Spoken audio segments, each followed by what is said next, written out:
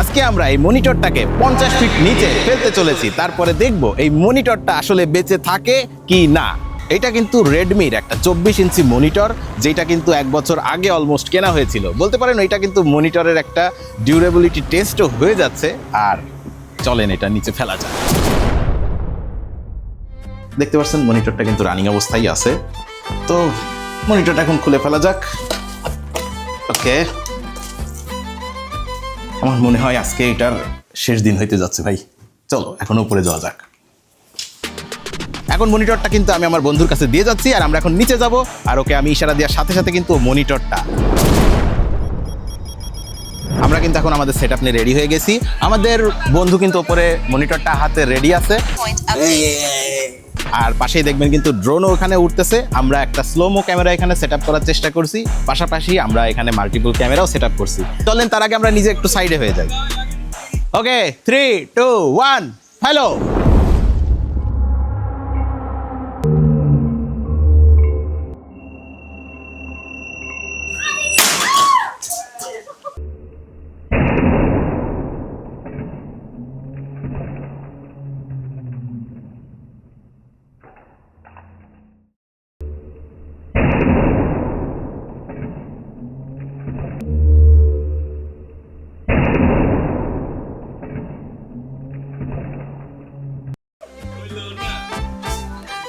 ভাই সাহেব, মনিটরের হাল কি একটু দেখি আমরা।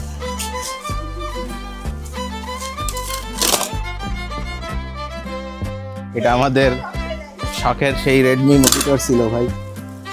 মনিটরের ব্যাক প্যানেল আমার হাতে অলরেডি। কি মনে হয় মনিটর কি আর চালু হবে? হ্যাঁ,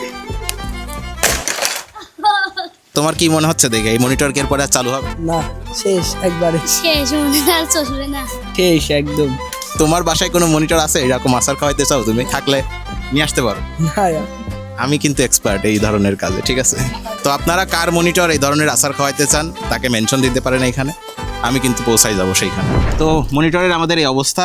আসেন একটু দেখে আপনাদের মনিটরের উপরে কি ড্যামেজ গেল ভাই। তো এই হচ্ছে অবস্থা ভাই। আমি নিজেও এর আগে দেখি নাই একটা মনিটরের ভিতরে আসলে কি থাকে। মনিটরের ফ্রন্ট প্যানেলই ভাই আলাদা হয়ে গেছে। এর পিছনে আরেকটা প্যানেল আছে যে এটাও মনে হচ্ছে আলাদা হয়ে যাবে, তবে সাবধানে করতে হবে ভাই, এখানে কিন্তু কাঁচ আছে। বাহ ভাই বাহ, এখানে আরেকটা শীট আছে। আর এটা কিন্তু একটা মনিটরের মেইন অংশ হিসাবে থাকে। এতেই লাইট রিফ্লেক্ট হওয়ার কারণে আমরা কিন্তু পুরো মনিটরটাতে লাইট দেখতে পাই। আর একটা হোয়াইট শীট আছে যেটা দিয়ে মেইনলি লাইট রিফ্লেক্ট হয়। আর পিছনে যা থাকে ইলেকট্রিক্যাল কিছু পার্ট এখানে দেখতে পারছেন, যা যাবতীয়। এই হচ্ছে বর্তমানে মনিটরের অবস্থা। পড়ার সময় এটা মনে হয় সরাসরি এইখানে আঘাত খাইছিল, যার কারণে এই ভাঙা অংশ দেখেই কিন্তু বোঝা যাচ্ছে অবস্থা খারাপ।